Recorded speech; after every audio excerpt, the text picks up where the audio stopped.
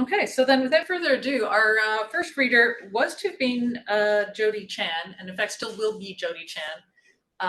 But they had an emergency that meant that they couldn't be here live, but were kind enough to pre-record a reading for us. So Jody Chan is a writer and drummer and community organizer and care worker based in Toronto, Tkaronto. They're the author of Sick from Black Lawrence Press. They're performing and teaching member with RAW Taiko Drummers. They're an editorial board member of Midnight Sun magazine, and they're the 2023 to 24 artist in residence at the University of Toronto's Queer and Trans Research Lab. So we'll play, hopefully, fingers crossed, we'll be playing the pre-recorded reading from Jody Chan now. Hi there, this is Jody. Thanks for having me virtually and recorded. I'm really sad to not be able to join you all live, but grateful that I can do it in this way. So I'll start with a visual description of myself. I'm a light-skinned East Asian person with shoulder-ish length wavy black hair. I'm wearing a pink turtleneck and a red and white keffiyeh. And I'll read 3 poems today, including one of the poems that was published in the Wimter issue of the Fiddlehead that's launching today.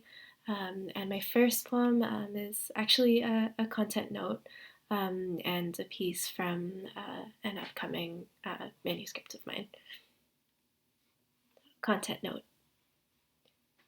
If you ever faced coercion or confinement instead of care, if ever defined and diminished by the state, if reading about violence, medical, carceral, psychiatric, administrative, eugenic, intimate, institutional, systemic, evokes shame, grief, rage, regret, please take care, space, risk, whatever you need.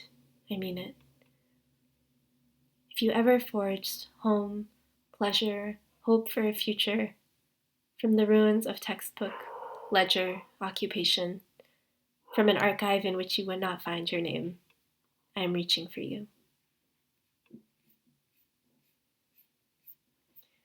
This next poem that I'll read is in the Fiddlehead, and I wrote it for/after Leslie Chung, who is a queer actor, singer, artist in Hong Kong, who died by suicide in 2003 when I was 10, and was sort of one of the first, the nexus of queerness and madness and death that I experienced, or that played a big role in my life.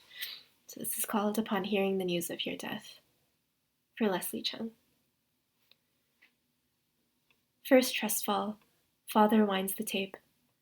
I followed to childhood, chemical imbalance in the brain, who the media for a moment entertains, men and men in vigilance of how you move from murmur to meet, to face red heels and boyfriend to the stage, movie suits retired, black and white resentment. At the funeral, they will sing to your coffin, harmonies scattered suddenly in a landscape of windows, genderless origins of a name, of nowhere to go. From the 24th floor, the stereo, horizon, your eye, 36 kilometers away, the psychology of which must be diametric, how to fly by falling, stone by, Mandarin buffet table, desire by definition, a plateful of.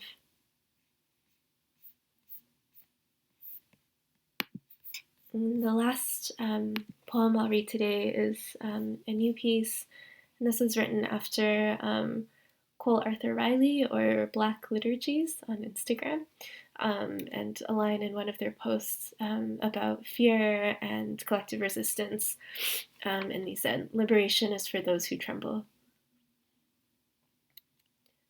Liberation is for those who tremble, whose breath weaves a tireless mutiny, whose classrooms screen films on revolution from Algeria to Haiti. Those who chew fury, sing strategy in every now. The arms factories shut down. The timesheets deserted, their teeth dislodged from duty. To the bottom line of billionaires. To die is the burden of the living. The dead have no weight but their names, which we scroll and scroll, their single-digit ages, the hours of mourning multiplied beyond human limit. From one intersection to the next, my friends become comrades in the streets. Muscled echo aflame with placards, call and response. Condemn the same drones, same tear gas, same missile casing, authorized by the same politicians and signed by colonies' children, in whose sinister syllables the air burns white. First frost, overnight, the linden, the lilac, turn gold. I wake to an old light. I make myself a we with the offspring of what might be. Those who fight for a mundane otherwise, who starve despair, its pink-washed hair. The synonymy of I am afraid and it's not too late is a tactile refrain. Sediment of riot cop and cortisol on the protest line. When front pages render violence monotone, may we say no, say no. In each rebuttal, a fragment of home.